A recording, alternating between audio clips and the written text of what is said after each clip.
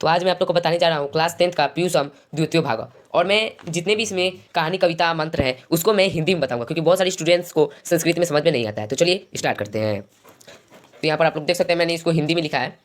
तो चलिए शुरू करते हैं।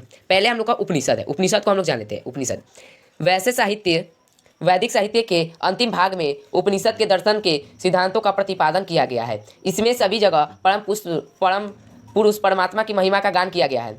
परमात्मा से ही यह संसार व्याप्त और अनुशासित है। परमात्मा ही तपस्याओं का परम लक्ष्य है। दिए गए पाठ में परमात्मा से संबंधित उपनिषद के 5 मंत्रों को संकलित किया गया है। मतलब कि ये जो उपनिषद है इसमें 5 मंत्र दिए गए हैं और वो भी सभी परमात्मा से रिलेटेड है। तो चलिए पहला मंत्र है हम लोगों का। कह रहा है पहला मंत्र, हे परमेश्वर, सत्य स्वरूप तुम्हारा मुख स्वर्ण में आवरण से ढका है। सत्य धर्म के दर्पण के लिए तुम इस आवरण को हटा लो। मतलब कि इसका मतलब है सत्य, हे परमेश्वर, परमेश्वर का मतलब होता है भगवान। हे भगवान, तुम अपने चेहरे को, मुख मतलब चेहरा, स्वर्ण में मतलब होता है सोना, सोना में आवरण, आवरण का मतलब होता है बर्तन, बर्तन से ढका है, जो मतलब आपका मुख ढका है उसे सत्य धर्म के लिए हटा लो। मतलब कि सत्य धर्म के लिए जो तुम्हारे मुख पे बर्तन से जो भी ढका हुआ है तुम्हारा चेहरा, उसको तुम हटा लो। क्योंकि जो भी सत्य को रोकता है, सत्य को कौन रोकेगा? असत्य ना रोकेगा। तो पहला श्लोक का यही मतलब है। चलिए तो नेक्स्ट देखते हैं। 2 नंबर क्या कह रहा है? अनुनयन, इस जीवात्मा के हृदय रूपी गुफा में रहने वाले परमात्मा छोटे से भी छोटे और महान से भी महान है। परमात्मा के उस महिमा की कामना रहित और चिंता रहित और बिरला साधक परम ब्रह्मन परमेश्वर की कृपा से ही देख सकते हैं। जो दिल रूपी गुफा में रहने वाले परमात्मा है। परमात्मा क्या होता है मैं आप लोग को बता देता हूँ। हमारे शरीर में है आत्मा।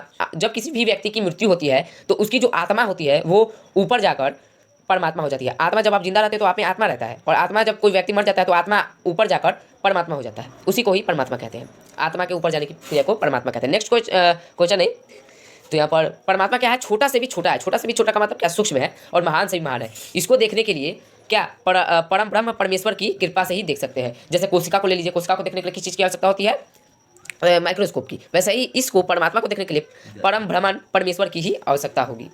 नेक्स्ट मंत्र है हम लोग का, जहाँ सत्य स्वरूप परमेश्वर का श्रेष्ठ निवास स्थान है, उनके नज़दीक वहीं ऋषि लोग देवयान मार्ग से पहुँचते हैं। जहाँ भगवान रहते हैं, सच्चे भगवान, देखिए यहाँ पर लिखा हुआ है, जहाँ सत्य स्वरूप परमेश्वर, परमेश्वर मतलब भगवान रहते हैं, निवास मतलब रहना होता है, निवास करते हैं, वहीं ऋषि लोग, जो ऋषि मुनि होते हैं वही लोग रहते हैं वहीं पे भगवान के पास, जिनकी कोई कामना शेष नहीं रहती। शेष मतलब कोई खास कामना नहीं रहती। यह मार्ग सत्य से परिपूर्ण है, क्योंकि सत्य की ही विजय होती है असत्य की नहीं। मतलब कि इसका मतलब है हमेशा सत्य की ही जीत होती है, असत्य की नहीं। इसका मतलब यही है। तो और बात भी सच है, हमेशा सत्य की ही जीत होती है। 3 नंबर का यही अर्थ होगा। चलिए नेक्स्ट देखते हैं। चलिए नेक्स्ट मंत्र है हम लोग का, जिस प्रकार से बहती हुई नदियाँ अपने नाम एवं स्वरूप को छोड़कर समुद्र में विलीन हो जाती है, ठीक उसी प्रकार ज्ञानी लोग नाम और स्वरूप से मुक्त होकर परमात्मा को प्राप्त हो जाते हैं। जिस प्रकार जो नदियाँ होती है वो अपना नाम रूप को छोड़कर समुद्र में विलीन हो जाती है। जब वो किसी देश से गुजरती है तो उस समय तो उसका नाम होता है गंगा, यमुना, ये वो ब्रह्मपुत्र, ये सब तो नाम होता है, गोदावरी, बहुत सारे नाम है। लेकिन जैसे ही वो समुद्र में मिल जाती है उसका कोई नाम नहीं रहता, कोई रूप नहीं रहता है। ठीक है। और वैसा ही महान लोग के भी साथ होता है। वो जितने महान होंगे उतना ही उनका जो मतलब वो भी नदिया की तरह ही होती है। वो भी अपना नाम एवं स्वरूप को मुक्त करके परात्पर परमात्मा को प्राप्त हो जाते हैं।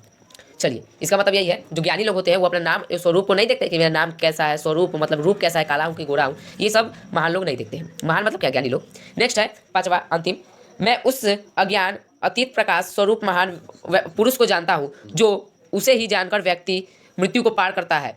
इसके अतिरिक्त परम पद की प्राप्ति का कोई रास्ता नहीं है। ये कह रहा है कि जो अज्ञान अतीत प्रकाश स्वरूप महान है, जो अज्ञान है, अज्ञान का मतलब क्या? जिसके पास ज्ञान नहीं होता है उसे ही जानकर व्यक्ति मृत्यु को पार करता है। मृत्यु को पार करना मतलब क्या? जिसकी ये मृत्यु है इसको पार करने के लिए एक रास्ता होगा। उस रास्ते के अलावा प्राप्ति का, परम पद की प्राप्ति का कोई रास्ता नहीं है। मृत्यु के पार जो रास्ता है उसके सिवा परम पद का कोई रास्ता नहीं है।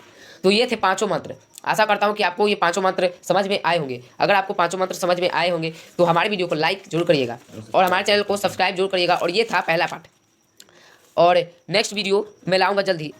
तो मैंने प्रथम पार्ट को तो समझा दिया, अब बारी आती है द्वितीय पार्ट की। और इसमें जो क्वेश्चन आंसर है वो आप लोग बना लीजिएगा। नहीं बना पाएंगे तो मुझको कमेंट पे करिएगा, मैं इसको बनाने की प्रयास करूँगा, मैं आप लोग को बता दूँगा। ठीक है। चलिए नेक्स्ट है हम लोग का पाटलिपुत्र, इसको मैं नेक्स्ट वीडियो में बताऊँगा।